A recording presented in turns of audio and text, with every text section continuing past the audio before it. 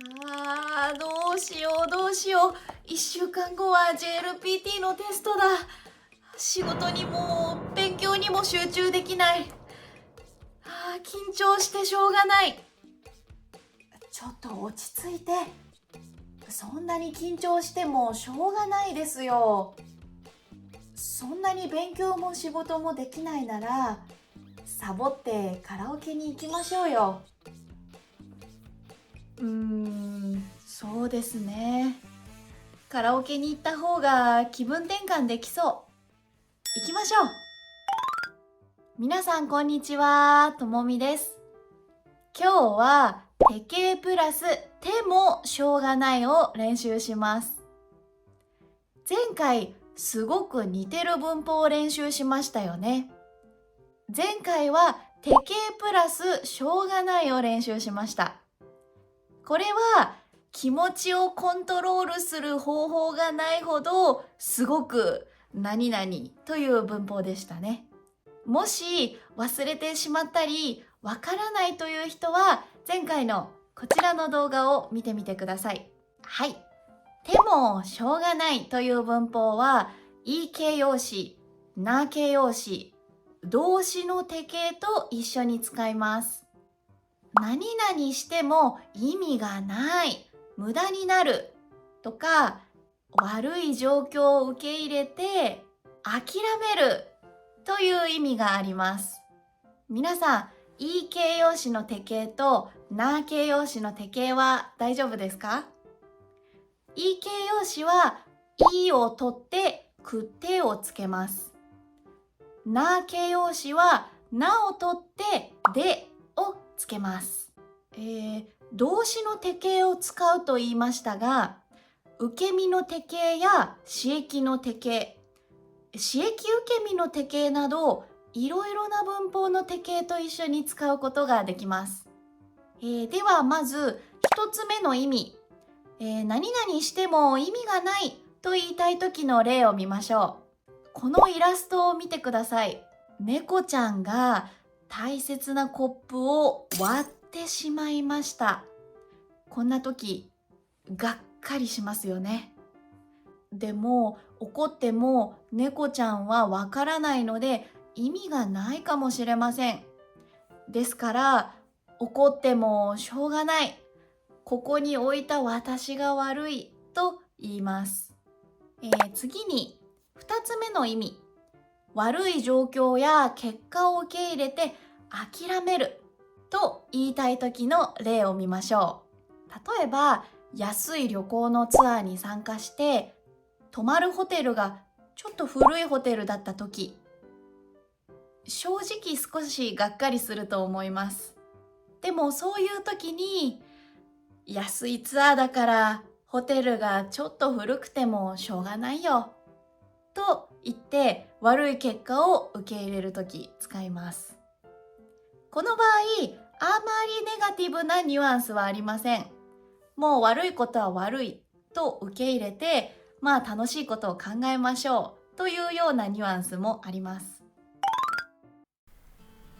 ここからは練習問題です。1番と2番は括弧の中の漢字から始まる言葉を考えて文を完成させてください。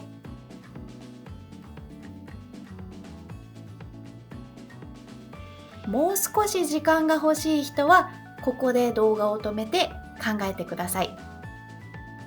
はい、では1番の答えを見ます。できるかできないか悩んでもしょうがないですよ。やってみましょう。できるかできないか悩んでもしょうがないですよ。やってみましょう。何か新しいことにチャレンジしたいとき、できるかできないか不安になることがありますよね。でもやっぱりそんな時、悩んでいる時間はもったいないし、あまり意味がないと思います。ですから皆さんも何か悩んでいることや考えていることがあったら、思い切って新しいことをやってみましょう。2番、彼は頭が固くて言うことを聞きませんから、注意してもしょうがないと思います。彼は頭が固くて言うことを聞きませんから、注意してもしょうがないと思います。頭が固いというのは、人が何か注意したりアドバイスをしても、いや、私は自分のやり方がありますからいいですと言って誰の意見も聞かないような人のことです。そんな人には注意したりアドバイスしたりしても意味がなくなってしまいますから、注意してもしょうがない、アドバイスしてもしょうがないと思いますと言います。はい、では次は3番4番です。3番4番も括弧の中の漢字から始まる言葉を考えて文を完成させてください。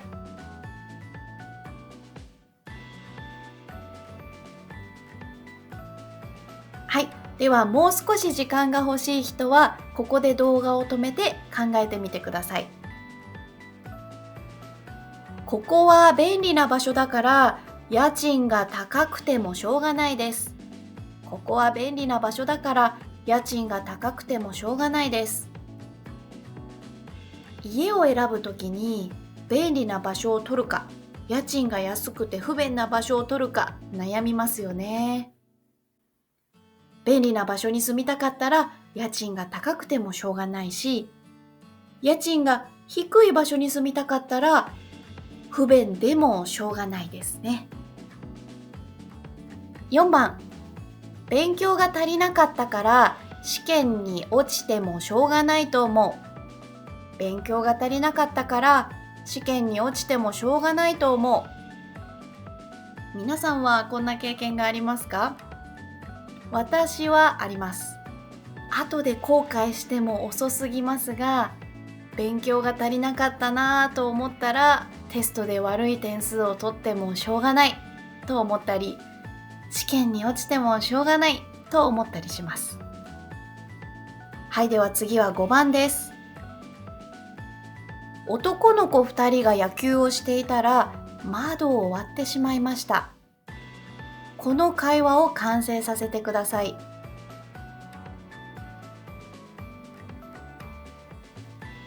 はい、ではもう少し時間が欲しい人はここで動画を止めて考えてください。どうしよう、窓を割っちゃった。これはおじさんに怒られてもしょうがないね。一緒に謝りに行こう。どうしよう、窓を割っちゃった。これはおじさんに怒られてもしょうがないね。一緒に謝りに行こう。謝りに行こうの謝るという動詞はごめんなさいということです。ですからこの文章はおじさんに怒られるという悪い状況を受け入れてごめんなさいと言いに行こうと言っている場面ですね。はい、では次は6番です。急に大雨が降ってきて電車が止まってしまいました。友達と3時から映画を見る予定でしたが、今2時45分です。2人の会話を完成させてください。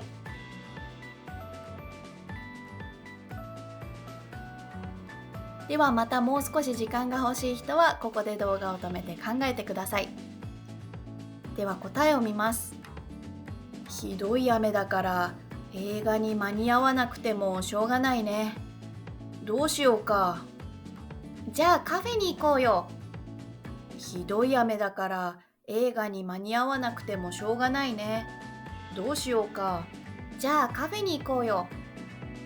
はい、皆さん、ここはちょっと難しい形でした。間に合うという動詞を内形に直して使うことができましたか？